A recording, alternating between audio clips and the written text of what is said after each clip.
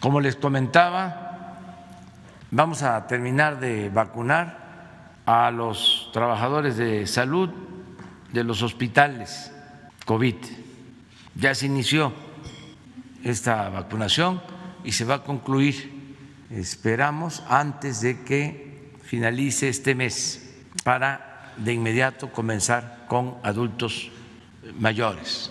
Hasta ahora, pues llevamos alrededor de 80, 90 mil vacunas aplicadas, pero el propósito es aplicar en los próximos 4 días más de 400,000, o sea, para llegar a cerca de 500,000. También les recuerdo que el martes próximo llegan más de 400,000. Esto solo Pfizer, y ya van a empezar a llegar de otras farmacéuticas. ¿Qué tipo de filtros se implementarán, por ejemplo, en el aeropuerto, sobre todo de aquí de la Ciudad de México, para poder detectar este tipo de casos? Por ejemplo, en Reino Unido ya se va a exigir a los viajeros mexicanos presenten la prueba PCR para poder ingresar, e incluso, por ejemplo, en países como Cuba, a partir del 1 de enero, ya no se permitió el ingreso de mexicanos y de otras nacionalidades, en donde obviamente el asunto de la pandemia y del número de casos ha ido incrementando. La historia de las ciencias de la salud o de la epidemiología ha mostrado una y otra y otra y otra vez que no es un mecanismo efectivo o suficientemente eficiente para impedir el trasiego de las enfermedades infecciosas. En esta epidemia, en esta misma epidemia de COVID-19, lo hemos podido constatar desde el mes de marzo de 2020, en los albores de esta epidemia, varios países del mundo, varios, no pocos, muchos, empezaron a imponer restricciones de movilidad, con la suspensión temporal de el transporte aéreo, por ejemplo, o con la restricción de movilidad, ya sea absoluta o selectiva, en las fronteras terrestres. Hoy día, a lo largo de todo 2020, vemos que la epidemia se propagó en todo el mundo, casi por igual, o de hecho por igual, en países que impusieron restricciones que en países que no impusieron restricciones, por igual. Es decir, no existe una diferencia sustantiva en la posibilidad de transmisión, la velocidad de transmisión o la magnitud de la transmisión cuando uno compara países que impusieron restricciones con países que no impusimos restricciones. Esto no es sorprendente. A lo largo de muchas décadas durante el siglo XX, las ciencias de la salud pública, las comunidades globales, no solo académicas, sino gubernamentales, y los propios organismos internacionales de salud debatieron sobre este tema. Y esto dio lugar al nuevo Reglamento Sanitario Internacional, ya no es tan nuevo, fue establecido en 2005. Y el nuevo Reglamento Sanitario Internacional, el establecido en 2005, dio un giro, se podría decir, de 180 grados a las concepciones que se tenían en toda la historia de los reglamentos sanitarios internacionales, que proceden de 1969 a la fecha y que se originaron en las convenciones sanitarias internacionales del siglo XIX.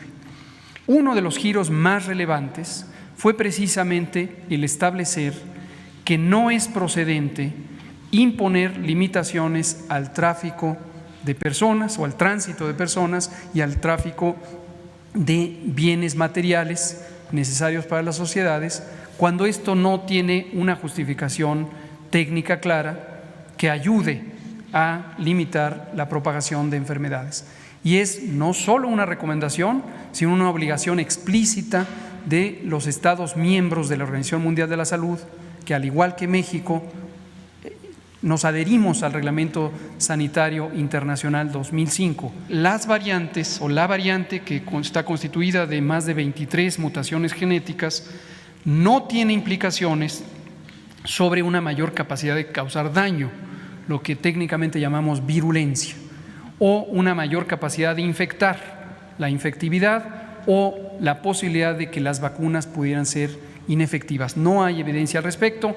Los Centros de Control de Enfermedades de Estados Unidos, los Centros de Control de Enfermedades de Europa ya se han pronunciado técnicamente al respecto. Entonces, por todas estas razones, aun cuando la expectativa pública de algunos segmentos de la sociedad pudiera ser sobre esta inquietud de qué restricciones o qué controles, la respuesta es no se necesita ningún control en particular. ¿Qué va a pasar, por ejemplo, con estas personas que a las que se les aplicó la vacuna pero que no les correspondía? Sabemos de algunos casos, se han denunciado aquí. ¿Qué va a pasar con la segunda dosis? ¿Se les va a aplicar o definitivamente se va a desechar y van a tener que esperar el periodo y el tiempo en donde ellos tenían que haberse aplicado la vacuna contra el COVID? Claro.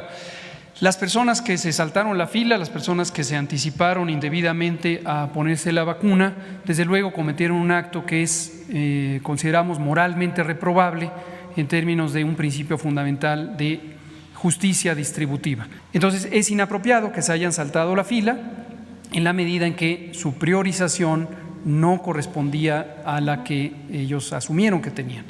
Sin embargo, la mecánica de la salud pública no debe interferirse por percepciones de castigo. Quizá hemos visto estos comentarios en la prensa escrita y las redes sociales, la idea de que no deberían ponerles la segunda dosis por haberse saltado la fila. Esto carece de sentido en salud pública porque estaríamos desperdiciando una dosis ya aplicada al tener a sujetos que no tienen la protección completa y desde luego además sería una arbitrariedad inapropiada para la protección de estas personas. Esto implicaría de facto estar queriendo ejercer un acto de justicia con una medida de salud pública, lo cual es no solo técnicamente improcedente, sino jurídicamente inadecuado. El jueves trascendió que la Secretaría de Relaciones Exteriores había reservado los contratos con las empresas farmacéuticas con las que realizó obviamente pues estos acuerdos para adquirir la vacuna. Usted en estos días ha hablado precisamente de la cuestión de la función del INAI, la cuestión de la transparencia. Si usted sabía eso y sabe los motivos, el por qué se reservaron a 5 años estos documentos y que no se puedan consultar para saber pues las cláusulas y los términos. Pues no tengo conocimiento, pero nosotros no vamos a reservar nada. Es transparencia total, absoluta. El día de hoy, medios de comunicación reportan que un juez ordena la suspensión del Plan Nacional de Vacunación por considerarlo hecho pues mal, que de hecho se tendría que vacunar primero a las personas con comorbilidades, con factores de riesgo y no a los adultos mayores como se habría dispuesto en el Plan Nacional. Esto fue a petición, a través de un amparo realizado por un particular que no tiene 60 años y que presenta comorbilidad y pues dice que debe ser vacunado. ¿Qué va a hacer el gobierno federal al respecto, presidente? Pues no tenía información sobre eso, pero creo que es improcedente. No vamos nosotros a dejar de cumplir con la ley, pero no creo que con un amparo se detenga todo el Plan Nacional de Vacunación. Están nuestros adversarios muy ofuscados. Entonces, por eso es importante que tengamos esta comunicación. Ayer se dio a conocer que el presidente del INE está proponiendo que se cancelen las conferencias durante 2 meses. La transmisión. O sea, que no se transmitan. En abril y mayo. O sea, es que como ya está de moda a nivel mundial la censura, ya nos quieren silenciar. Realmente es una actitud de mucha intolerancia. ¿Cómo nos van a quitar el derecho de expresión, de manifestación? ¿Cómo le quitan al pueblo el derecho a la información? Entonces, vamos a atender esto del amparo. No tenía yo información, pero no creo que con un amparo así se detenga el plan de vacunación. No creo que tenga sustento legal, constitucional, pero tampoco dudo de que se desate una campaña de amparos. Acuérdense los Claudios X González, cuántos amparos promovieron en contra del aeropuerto Felipe Ángeles. ¿Qué va a hacer el gobierno federal estos 2 meses Son de dos campaña? cosas. Primero, acudir a las instancias judiciales en el caso de que haya una prohibición, porque sería un acto de censura, sería un agravio, un atentado a la libertad. Eso no puede prosperar desde el punto de vista constitucional, desde el punto de vista legal. Y lo segundo, yo aprovecho para convocar a los mexicanos a que opinen si está bien que el INE nos silencie, si está bien que en México, nuestro país, no pueda hablar el presidente, no pueda informar, y que no se preocupe el director del INE. No somos iguales. Nosotros venimos de una lucha donde hemos enfrentado siempre las prácticas antidemocráticas que él ha avalado, porque él se ha hecho de la vista gorda ante los fraudes electorales, ante las violaciones a la ley. Él, por consigna, entregaba candidaturas, registros para nuevos partidos. Durante mucho tiempo se mantuvo una política fraudulenta, antidemocrática en el país. Entonces nosotros tenemos principios, tenemos ideales. Nosotros no vamos a hacer nada que afecte la democracia, al contrario, vamos a promover la democracia. ¿Qué significa eso en la práctica? Que el gobierno no actúe en los procesos electorales, que no se utilice el presupuesto del gobierno como lo hacían ellos y como él lo sabe, y se quedó callado y nunca protestó que se utilizaban recursos públicos. Los funcionarios, que no, hasta el que fue rector de la UNAM, después secretario de Salud, Narro, fue delegado del PRI, siendo secretario de Salud hace poco. Y a ver, ¿qué declaró entonces el actual presidente del INE? Nada, no lo vio. Entonces, que no se preocupe, nosotros somos demócratas.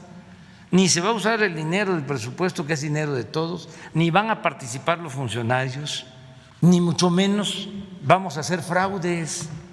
No somos iguales, pero no nos puede quitar el derecho a informarle al pueblo.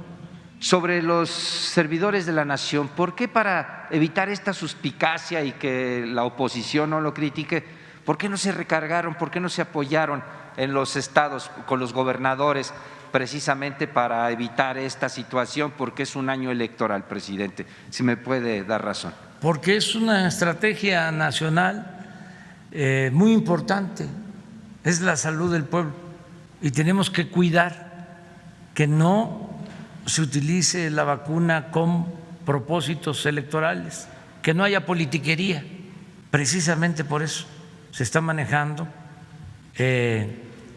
desde la Federación, no solo porque nos corresponde legalmente, sino porque consideramos tener la confianza del pueblo de México.